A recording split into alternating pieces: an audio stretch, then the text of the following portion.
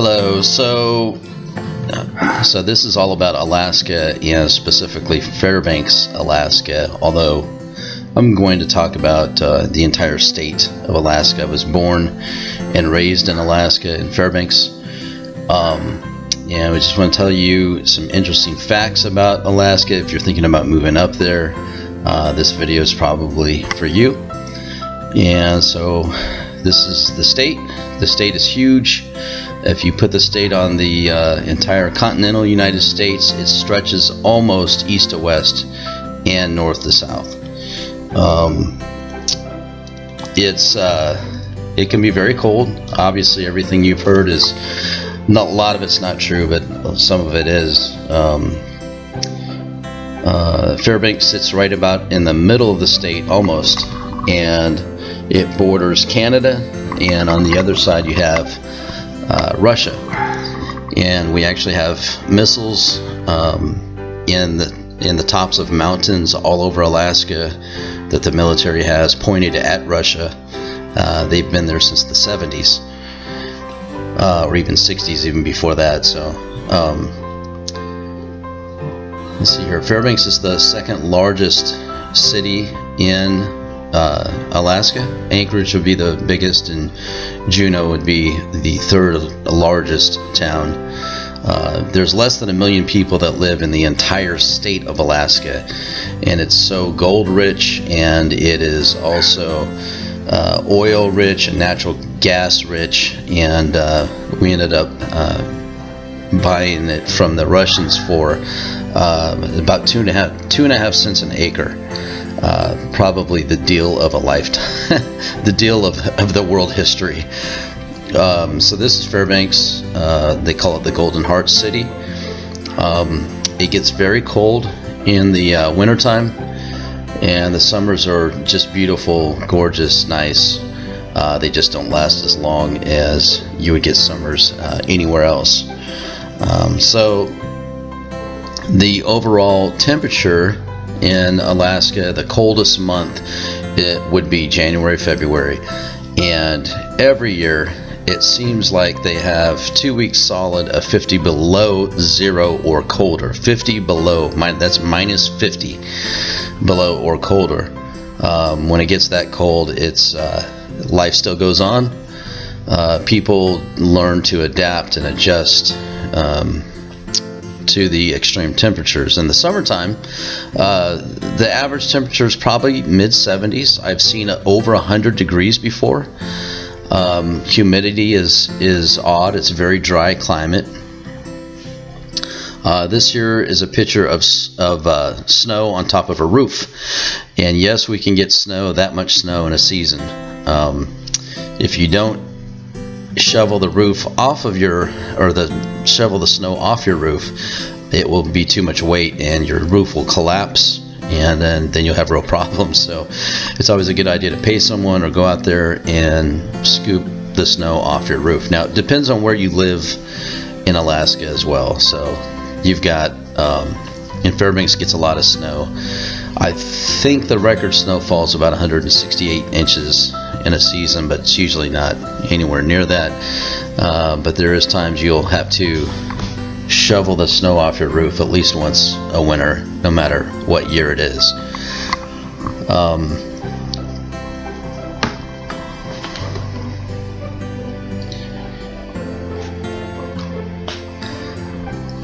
Let's see what else.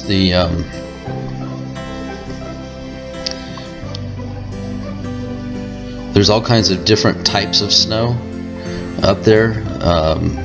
There's the overall height and amount of snow that you get. There's also dry snow and wet snow, or sticky snow, and different types depending on what the temperature is. So to make the snowballs and the ice caves or snow caves, what this is, actually what this is probably packed down snow. As you can see on the far right, it looks like a grader pushed a bunch of snow up, and then maybe some kids dug out with shovels, and you would need you're using the kind of shovels they use for digging dirt, in there, because it's pretty compact. It's pretty hard snow once you get in there inside a snow cave or an igloo, what you might say. It's about 20 degrees warmer inside a snow cave or igloo than it would be outside. And so if you can find one and make one big enough, there's been people to sleep overnight in them, almost like a tent, just for fun. And but you can see that snow's got to be hard and packed down pretty good to get there. There's, if it's powder snow, which is like fresh snow falling really big, then it'll just dissolve. It'll fall back into itself as soon as you touch it. Sticky snow is when the temperatures get a little warmer outside. You're able to make snowballs, and those are some good snowballs right there. You're able to make snowmen. That snow sticks really well. You can start with a ball and just start walking around and keep pushing it, and you can get so big that you can't push that snowball anymore. It's just too ginormous, about the size of a, I don't know, front end of a car. Then there's some snow will get so hard from the extreme cold temperatures that you can literally walk on top of the snow without it breaking through. That's not real common. It's mostly for a small child. Could probably do that pretty easily, but it does get pretty hard. And once it breaks through, it'll be so deep at times it can go up to your waistline, or even deeper than that, as you saw the picture with a guy shoveling snow off of his roof.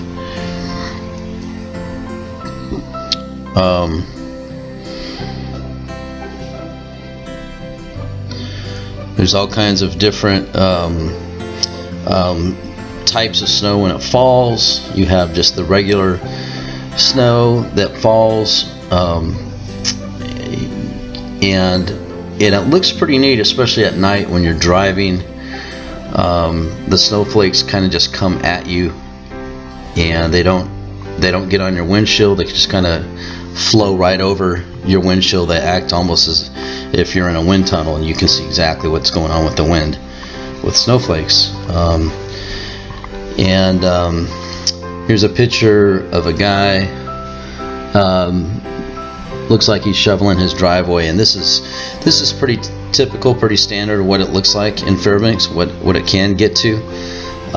You think, well, how do you get around? How do you drive anywhere with that going on? Well, it does happen. It doesn't happen every day. It doesn't happen, it happens several times a year where you'll get dumped on. There is graders there is trucks with pea-sized gravel mixed with salt, and they do that to intersections.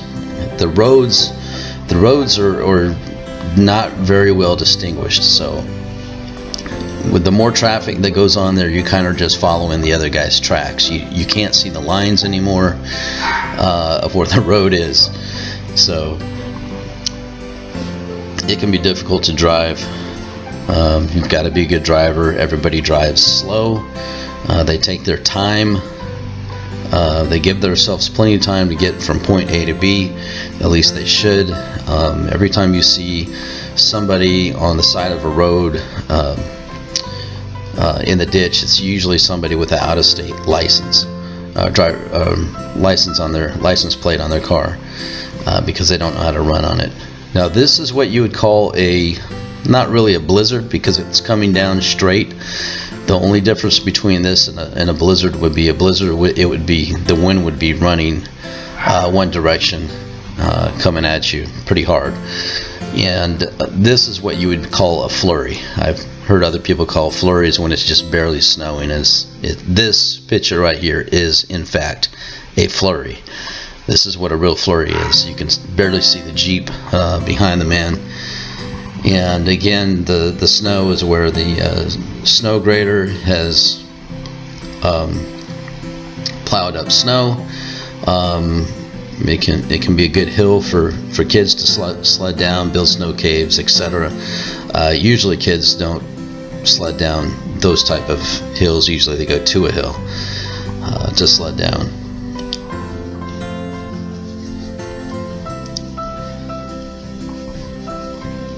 When the snow's sticky, when it's a little bit warmer, and the snow will melt, almost literally melt as it's falling, then it almost acts as rain on your windshield. Just kind of splatters little droplets of ice and water together on your windshield, and that's when things can get difficult driving and gets real slick.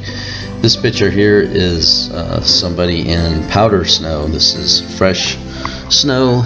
It probably just fell literally in the last 24-48 hours. It hasn't got time to get hard or anything, and you can see the fresh snow on the trees.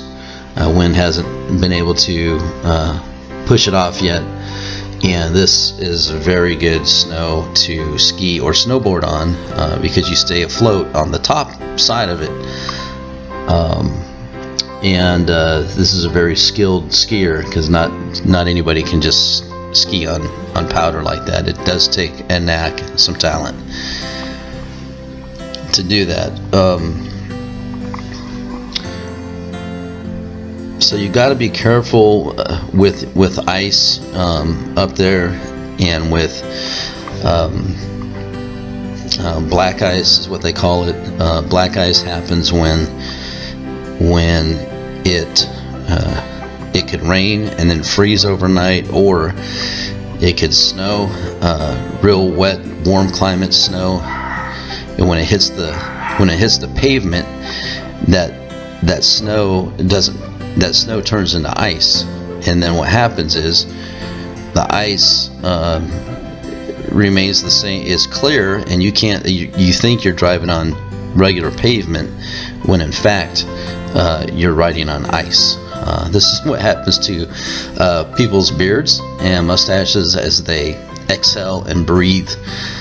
Moisture accumulates on the facial hair and causes ice to happen, and this is very, very common up there. You see it all the time. A lot of times people up there will cover their face to not allow this type of thing to happen if they're having a beard, because now he's gonna have to come in and let it dethaw, and it will take some time to get it off. As far as the temperature goes on his skin, he's perfectly fine, because there's a barrier of his facial hair to his skin, so he's okay. He's in no fear of getting frostbite or anything like that, unless the temperature is extremely cold. But he's fine. He's probably been outside shoveling snow. Ice fog is also an issue up there, and you get it from the exhaust fumes of cars, and they don't disintegrate in the air. They hang out right around where you're driving, like 20 feet from ground level to maybe 20 to 50 feet up in the air. Here's a picture of ice fog right here, and you can still see, you can kind of, as you can see, you can't see the stripes on the road or anything, and this is actually taken in Fairbanks. You can see the street lights. You see there's not very many people on the road right there, although people drive in anything at any time. It doesn't matter. They go about their lives anyways. They just learn to adapt.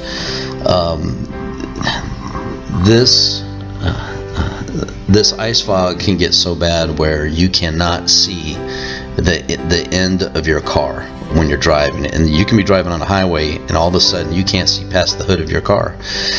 So everybody slows way down. I mean, you might go 15 miles an hour just trying to get around and navigate and get to wherever you're going.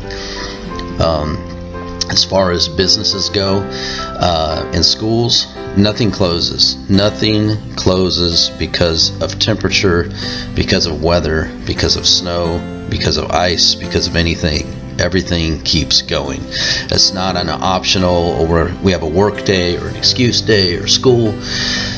The school systems up there will close if the rule is they will not close ever, although it's optional for kids to go to school once it hits 50 below or colder.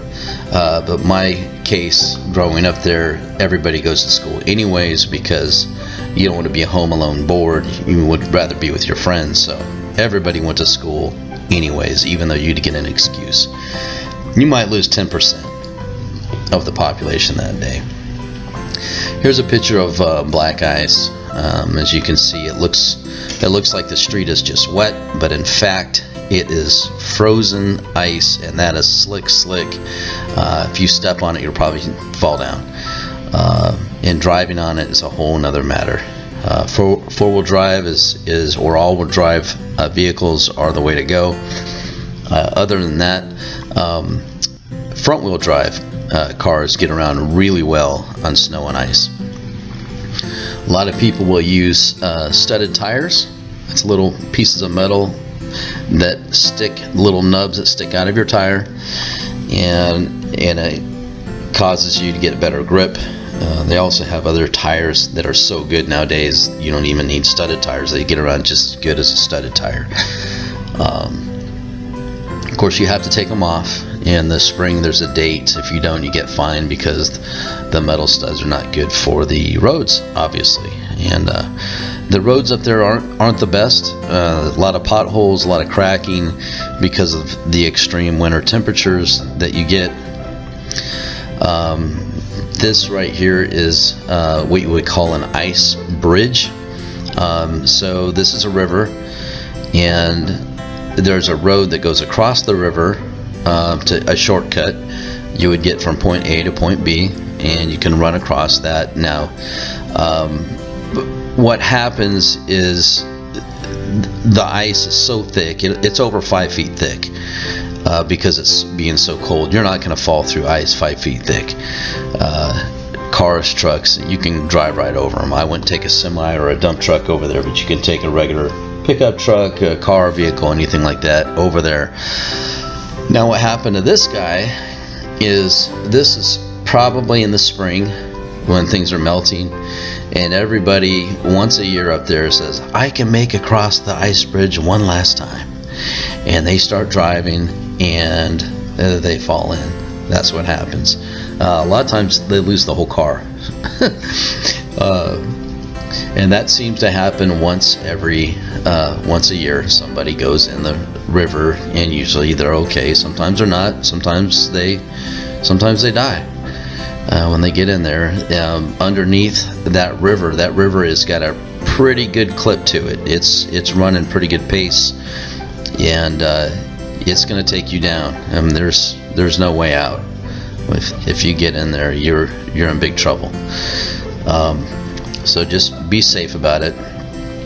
This is an actual real ice hotel that's just outside of Fairbanks called Chena Hot Springs. It's actually there's some natural hot springs. They have a swimming pool in there, indoor swimming pool that pumps the natural hot springs water into the pool. There's other outside areas that have natural hot springs that stay warm and hot through the entire, I don't care if it's 60 below outside, it's still hot. And then they made this ice hotel. It's pretty cool. I've never been. I've seen pictures of it, and you can actually go there and stay the night and book a room to stay the night in some cold weather. But it looks pretty cool. It'd be fun to do. Bundle up and drink some hot chocolate, and I don't know what you would do. I don't know what you would do, but I'm sure it'd be play some board games or something. It looked like it'd be fun anyways.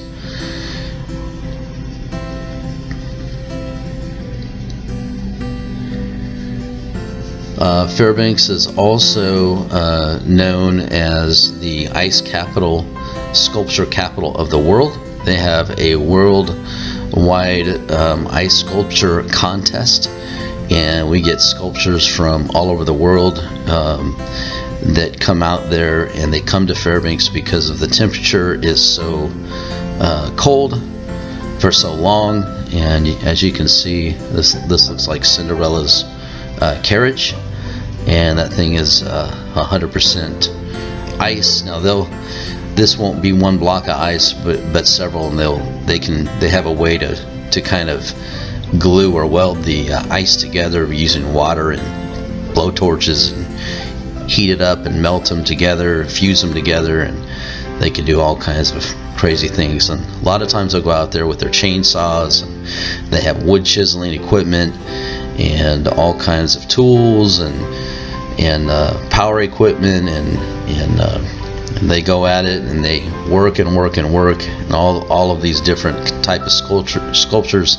This would be a small but intricate sculpture. Others are just ginormous. They make this thing look like a pea compared to some of the sculptures out there, but they have it there in Fairbanks because it stays cold for so long and it won't melt, even if the sun is shining, and as long as it's under 32, they're good to go. It won't start melting on them. So once they get done, you have to pay an admission. You go in there, look at all the different sculptures, and they've got them for a long time. This is somebody climbing up a frozen waterfall. This is mountain climbing in Alaska is big. It is a group of people that get involved in mountain climbing. Of course, comes with that is all kinds of danger. Not only just climbing a mountain, but you're dealing with animals, and they can kill you and other things. And then the waterfall ice climbing is a thing of its own. So usually they tie themselves in one clip, and they'll go up maybe 10 or 15 feet, do a second clip, and then go up another 10-15 feet, do another third clip. Then they go all the way back down to the first clip, unclip it, and they go back up past the top clip, another 10-15 feet, clip back in. When I say clip, you're making a hole in the ice, and you're tying your rope to your carabine and making sure you're safe. You try to have three or four clips in at any given time. So the process would take forever. I don't get a whole lot of thrill or see that it would be that much fun, but there are people that do that. I just thought I'd throw this in because it was something a little odd. This lady has got her face covered by a scarf. They also make little, it looks like a little scarf sewed together where it's kind of a round tube cloth that may be about 6, 8, 10 inches wide, and you put it over your head, and that covers your mouth, your back of your neck. Her eyelashes have gotten that way because she is breathing, and the air is funneling up the long side of her nose straight up into her eyelashes, so that the humid air, hot air, is causing icicles to form on her eyelashes. Now, her eyelashes are so frozen right now, you could take your finger and they would break right off. So if you want to keep your eyelashes, I would say don't let this happen. But that's pretty uncommon. She's been outside for a long time to make that happen. That's just not going to happen in 15 minutes, 30 minutes, or whatever. And you won't want to be outside that long anyways if it's that cold. So you've got to prepare for it. You've got to, usually most people will bring a sleeping bag with them in their car. Just have it rolled up in their car, some extra safety equipment to have just in case anything happens. I try not to leave this picture on here too long, but it's a man who had frostbite. So he was out in the extreme conditions. I'm not sure if he had gloves on or what, but he got it. Natural skating rinks. This is on a river right here, or a lake, one of the two, where people will just take shovels, or they'll have a truck with a snowplow and push off an area, and the kids can go out there, or adults, whoever, and play some hockey or skate or whatever. It's pretty common for playgrounds in elementary schools for them to pump water out on part of the playground and have their own ice rink. And so most schools will have their own ice rink outside. The kids, when they go out for recess, have an option to ice skate. And I would say most everybody grew up ice skating. They know how to ice skate. It was fun. It's good times. Hockey is big up there, so is figure skating. Curling is done indoors, but there is a curling facility in Fairbanks as well, along with the outdoor ice rinks. You also have, this is University of Alaska Fairbanks. Whoops, it has the biggest. It was the biggest school in Alaska. Biggest university. There's also a big one, UAA, University of Alaska Anchorage, has got a big one.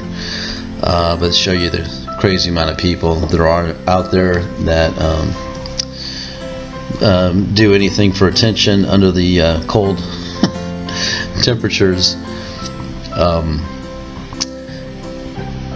They have a polar bear challenge. They got all kinds of things that they do up there to be fun. As far as the kids go, when they're in elementary school and they have recess time, the temperature cutoff is minus 20 below. Minus 20 below, you are going outside for recess. If it's 21 degrees, you do recess inside, and they have board games and all kinds of stuff like that for you. Otherwise, you're putting on all your snowsuits and your boots, your hat and gloves, and you're getting all, everything that you can find to keep you warm, and you're going outside and you're playing, and you're doing some skating or whatever they've got on the playground to do. But they're outside. If your child is in youth hockey program, then you go outside and you play hockey games down to minus 20 below. That means, mom and dad, you are watching your child play, standing in one spot, watching your child play at minus 20 below. So just keep that in mind. This is Santa Claus House. It is in a town called North Pole, Alaska, which is about, 12, 13 miles outside of Fairbanks. It's a small town. It's our own community out there, but it's called North Pole, and they have a place called Santa Claus House. It's more for tourists than anything, and you can buy all kinds of different things, knickknacks and gifts and anything kind of Christmas year-round. There is an actual Santa Claus, a real Santa Claus in the Santa Claus House. It's a local from North Pole, Alaska. And he's there all the time, taking pictures and telling the kids to be good. And you can write letters, postcards, things like that, and it'll be postmark Santa Claus House, North Pole, Alaska, when they send it off. So that's pretty cool. But it's just something kind of fun to do. It's definitely be worth a go, and if you're up there for a visit, you're definitely going to go by Santa Claus House. This is one of the ski hills right outside of Fairbanks called Ski Land. This is just looking up to the top of the lift. There's several different runs. It is a hill. It's not a mountain. I know a lot of people think hills, or they call hills mountains, but this is an actual hill.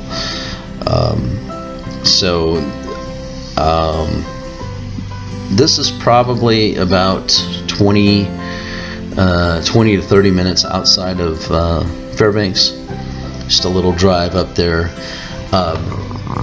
Where it's located, because you're up on the hills, it's always 20 degrees warmer up on the hill than it is in Fairbanks. Fairbanks sits in a valley. It can get that cold air can come in there, and it just traps the air and makes it very cold. So when you look up, when you drive up to the hill, if If you're at 0 degrees in Fairbanks, it'll be 20 above. And it's ski land. It's probably one of the best ski hills around the Fairbanks area. Just keep it in mind, this isn't Vail or Breckenridge or anything like that. This is just a small local ski hill. There's another ski hill in outside of Anchorage called the Alyeska. It's a real mountain, and I've been told if you can ski that, you can ski anywhere in the world. This is a snow machine. Some people call it snowmobile. If the people up there in Alaska, if you want to be cool, you'll call it a sled. What kind of sled do you have? You'll call it a snow machine. You'll never call it a snowmobile. You've just labeled yourself nerd all the way, or you've labeled yourself I'm not from the area. So anyways, these little guys are extremely fast. Think of a crotch rocket on the snow, and that's how fast they are. Every bit. I mean, you can get up and going and up to 100 miles an hour in no time at all. I mean, just no time. Get up and go, and they're fun. It looks like she's on a river, and you can go, which would be a good place to go because it being so flat. Although people go up mountains, they'll go anywhere. They go on powder, which takes a whole nother learning curve on how to do it. This right here is snowshoes, and snowshoes enables you to walk on top of very, very deep snow, and you pretty much distribute your weight on these shoes. These are small shoes actually, so they have some that are a lot bigger for even deeper snow, and it enables you to walk around on top of the snow. You would do it for exercise more than anything. They've gotten, I think the natives, what you would call the Eskimos, and we call them natives of Alaska, invented them for getting around and hunting and doing different things like that. But they're pretty cool, pretty fun to get up there and walk around on top of the snow. Normally you would sink right down to your waistline or more.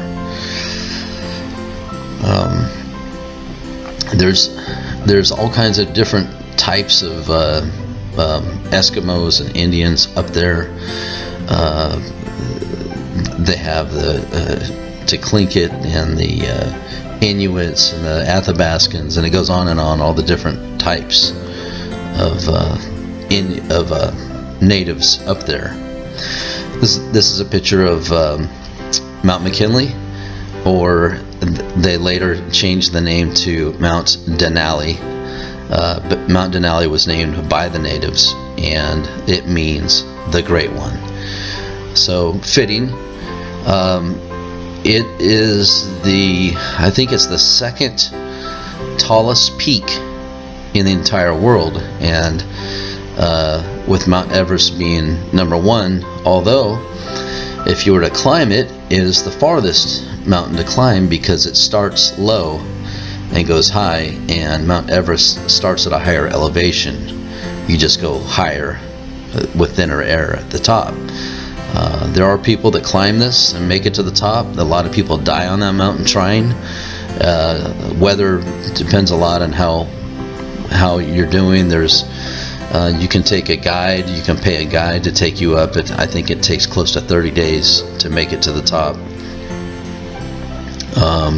And it's pretty expensive because you're buying all brand new gear and everything to climb up to the top, and you've got to be experienced climber. You got to know what you're doing. And it's almost like the endurance runner or the endurance athlete for mountain climbing.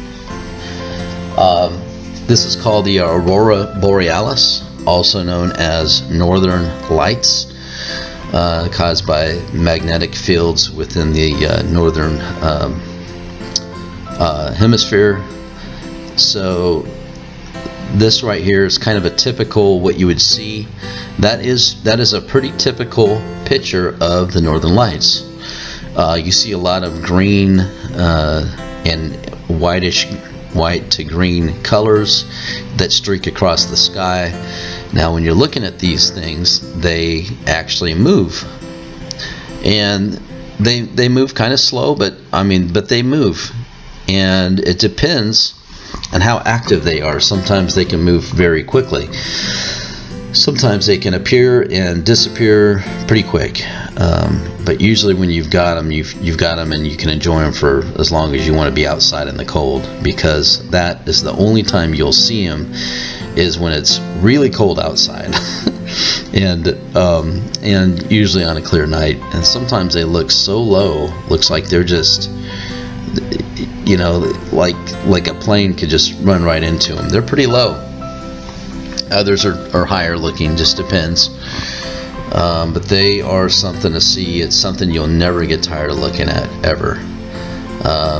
This is a pretty interesting photo because of the light behind the blue sky behind this person. But again, another streak, how it almost just looks like a painting, how someone brushed painting streaks down.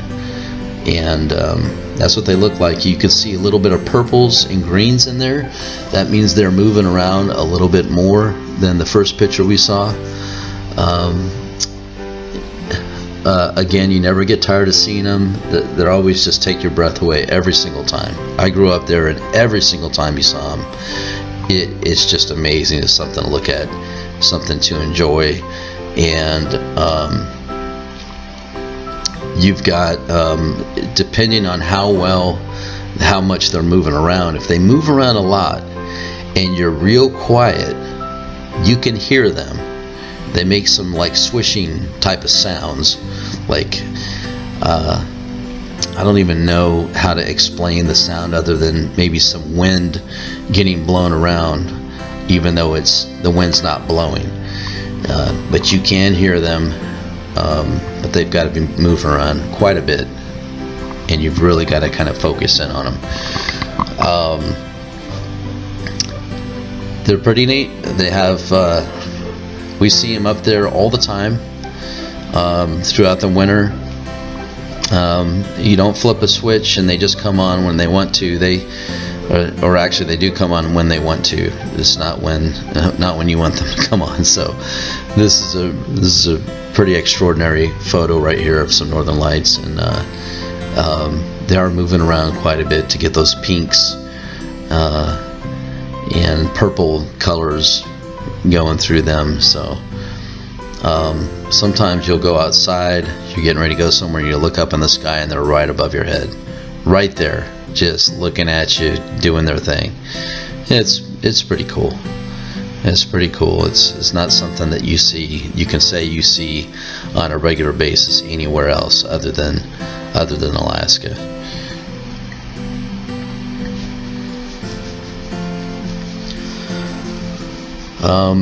And talking about the temperature, you know, the coldest that I've ever seen it ever was in Fairbanks, Alaska, was minus 68 degrees, and that's only because all of the thermometers only went to minus 68 degrees.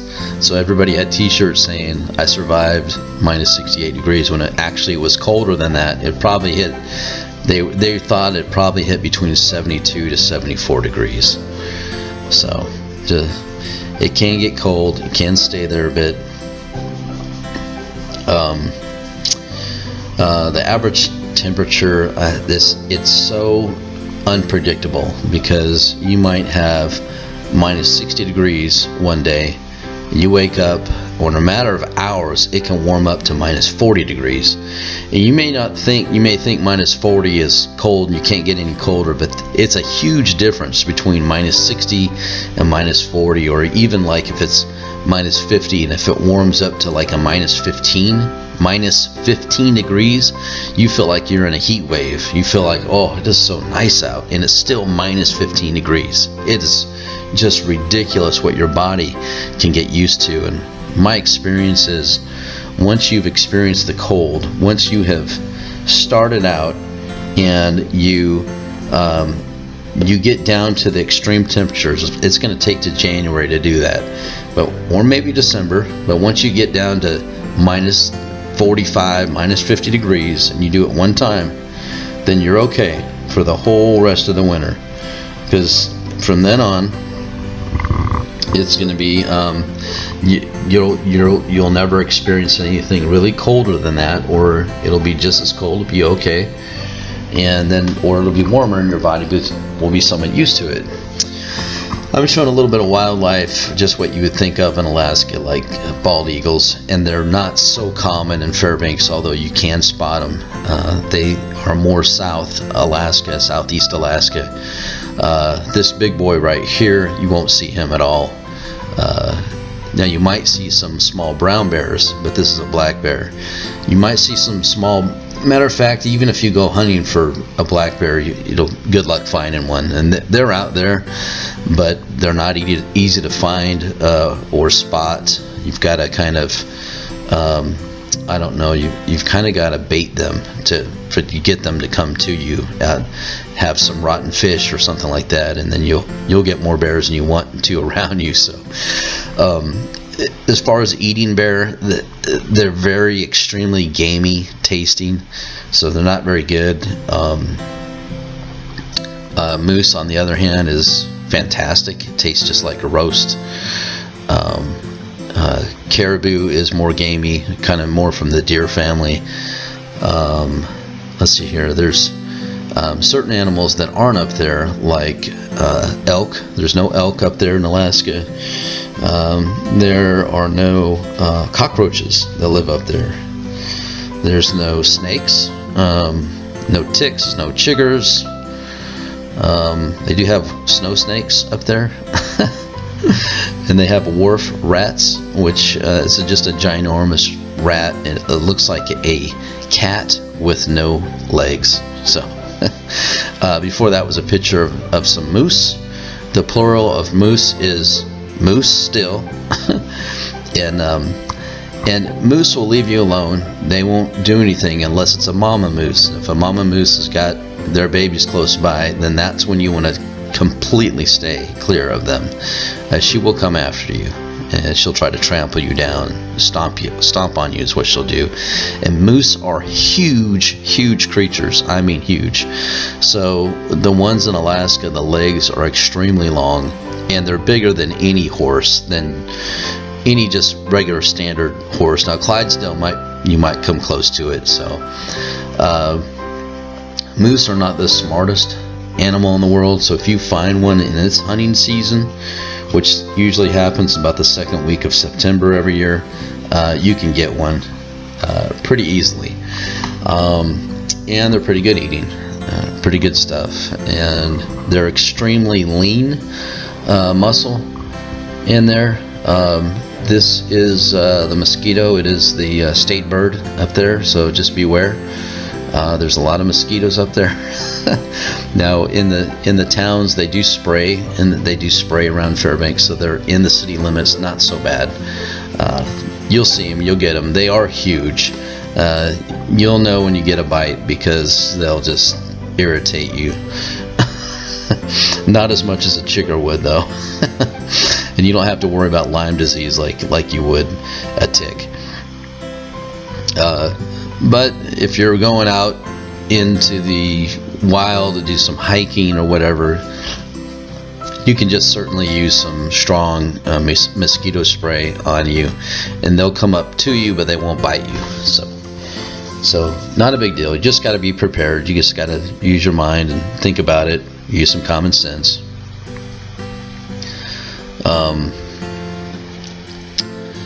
Let's see what's coming up next. Also,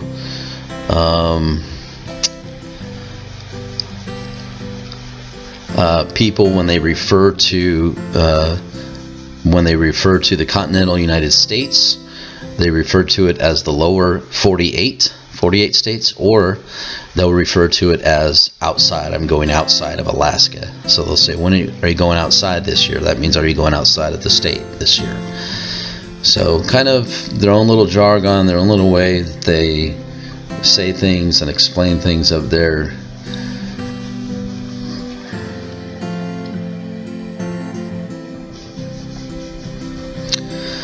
This is a puffin.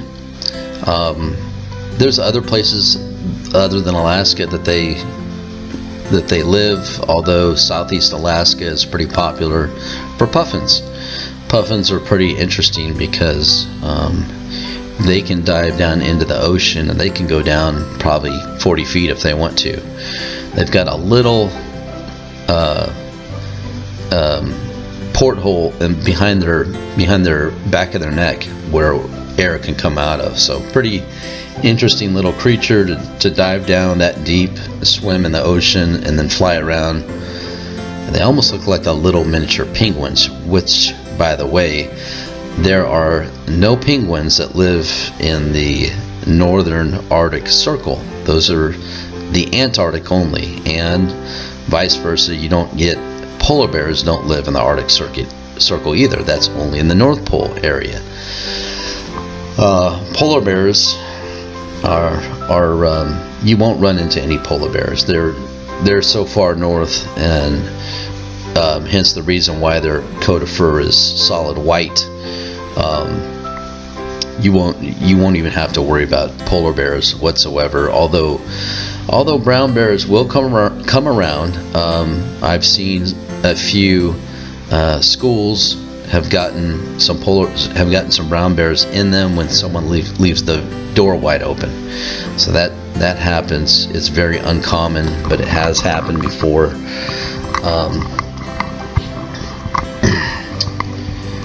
Polar bears is supposed to be the only bear from the bear family that will hunt down man and kill you and eat you.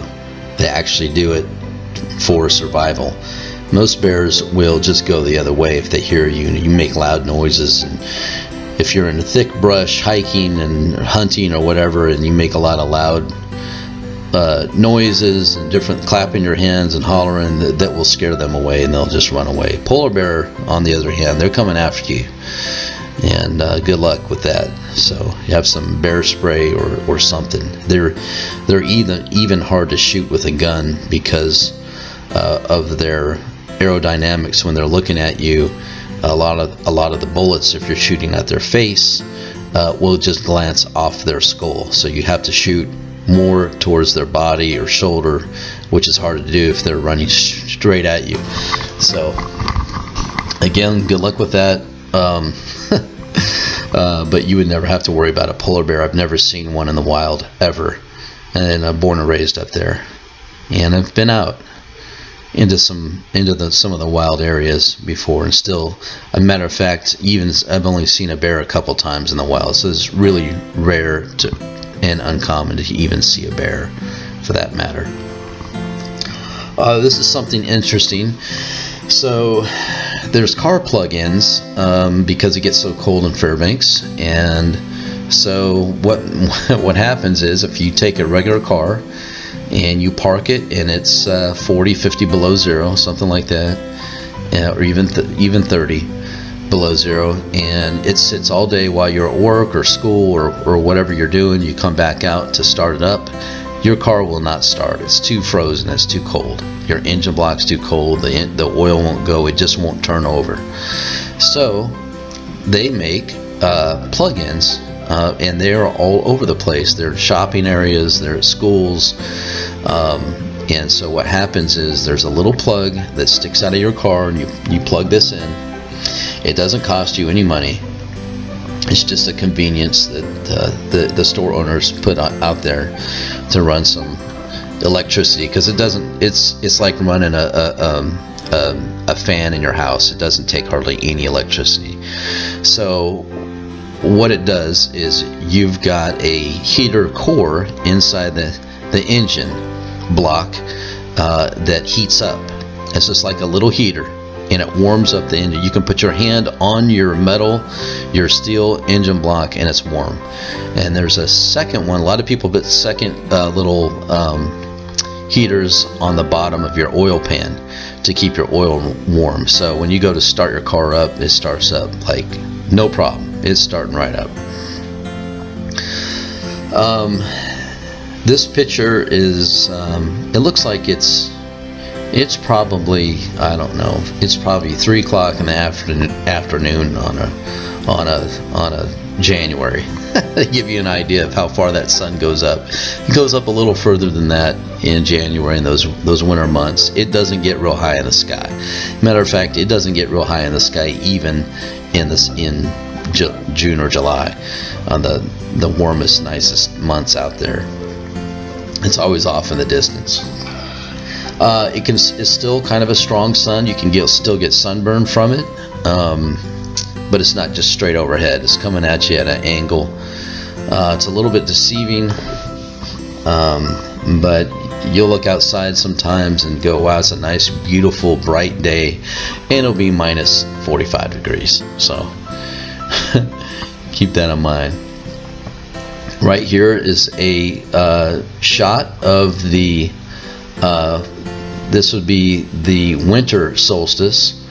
So this is probably taken on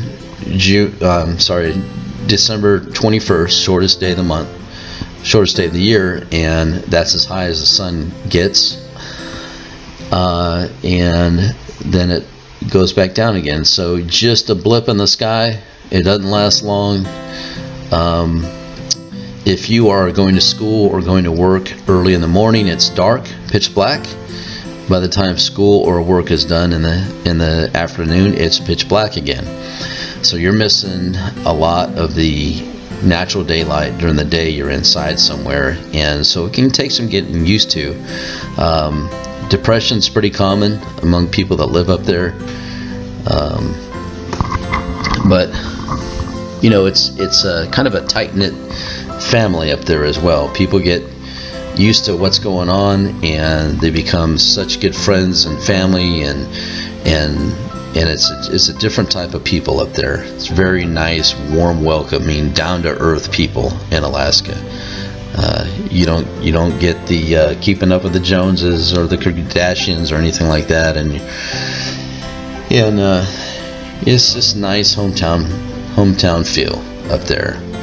This is a picture of the summer solstice, June 21st, longest day of the year, and you can see, depending on where I don't know exactly where this picture was taken at, but if you are up on a hilltop somewhere on one of the hills in Fairbanks, and you're up there on June 21st, you'll see the sun never does dip down behind the horizon. It always stays up. It'll get real low and start climbing back up again. Now if you're not on that hill, it's going to dip down, but it won't dip down long. So the light is so strong that you could do anything you would do during the day at 2-3 o'clock in the morning. So that means, how do you get to sleep? Well, for me, that's all I ever knew, so it was never a big deal. Other people put all kinds of blankets and shutters and sun shutters on their windows to try to, block out the sun, to make it darker in their room to go to sleep. So it's just all what you're used to, what you grow up with. Having daylight all the time in the summers is actually pretty fun. This picture is just of the river, one of the rivers. There's one river that runs through Fairbanks. It's called the Chena River. It goes through the entire town. They flooded one time back in 1968, I believe, 67, 68, I think it was 68. Flooded the whole entire town. Just got too much snowfall that winter, and when it all melted off, it all hit into the rivers and flooded the entire town. Since then, the Corps of Engineers have built a big dam, a pike that goes across next to the entire town of Fairbanks, and that they could ever use. They've never used it. They've never really had to use it, but it's there in place. So I don't think it would ever happen again. The town gets flooded as bad as it did that year, and it was pretty bad. There was people having river boats that were going right on the main roads in Fairbanks back in those days. So it can get high, but other places it can flood as well. I realize that, but for the most part, it's a nice river. It's very cold. I think the average temperature in the summer is about 42, 45 degrees, something like that. So it's not exactly a wanting to go swim in that river. This right here is called Chena Lakes, and Chena Lakes is an area that's a man-made lake. They did fill it with some trout and different types of fish that you can fish. They do not allow anything motorized in those lakes. They have a swimming area. In the summer months, it's very nice. You don't need a wetsuit. You can just swim.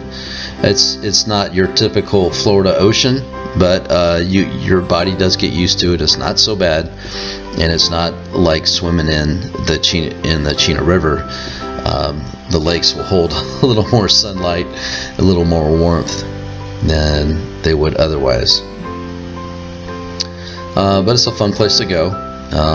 They've got all kinds of, they've got sand they imported, they put on there to make it look like their own little beach, and pavilions for picnicking and just all kinds of fun things to do. You can do some canoeing on there and kayaking, things like that, and fishing, of course. You just can't put a motorized boat in that recreational. It's a state-funded park. The Chena River goes straight through Fairbanks, and then as you are exiting Fairbanks, it turns into the Tanana River, and Tanana River is a much more dirty, silty kind of area, and it's nasty, and you don't want to eat any fish out of the Tanana at all. And this right here is the picture of water skiing in Alaska. As you can see, yes, you can even water ski up there. There are lakes. They're not real close to Fairbanks, but the little drive out, maybe 45-minute drive to an hour drive outside of Fairbanks, you can see some really nice lakes out there. Again, wetsuit is not needed in the summer months. If it starts getting cooler in August, then you would definitely want a wetsuit on. August is not a warm month for Fairbanks at all. So really about August is good until about the middle of the month. Then it drops off. The temperature starts declining rapidly. It starts getting really cold really rapidly, and it becomes into the season what we call leaf week, and all the leaves on the trees, they all drop off. It seems like it only takes about a week or so, and all the leaves are gone. So not much of a fall up there in Alaska. It decides it wants to be winter, and it wants to be winter quick. Out of all the years I was up there, I only remember one Halloween, only one, where we didn't have snow on the ground. So usually by the time Halloween rolls around, snow is there to stay. We just had a freak year that one winter that it didn't come. So it was still cold, but we just didn't have the snow. Other times, there was one winter, it got so cold, and the snow came so early to stay that it didn't even give the trees any time to drop their leaves. So what happened is all the snow got on top of the leaves and weighted the trees down. So we had all kinds of arches everywhere, just everywhere out everywhere in the forest. There was trees got weighed over by the snow, and then they stayed that way and grew all crazy. That's pretty uncommon. I only remember it happening one time. There's all kinds of bike trails and hiking trails and ATV trails and all kinds of different things out there to do, like outdoor stuff. You'll learn to dress for it, you'll learn to prepare for it, you'll learn to have some bear spray just in case, and different types of things, but for the most part, you're fine. You'll be good, and it was a fun place to grow up.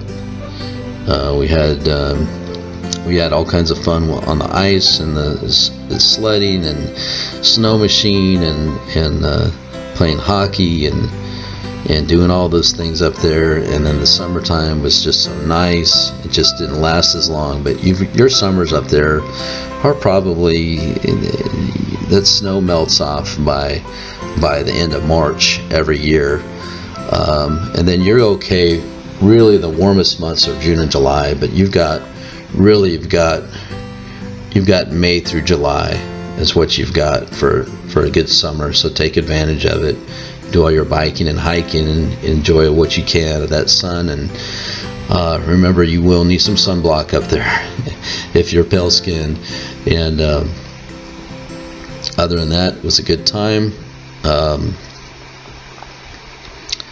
That's a good place to grow up. If you're looking to move there, it is. You will have your challenges, but you'll learn to adapt, and you'll just learn to survive.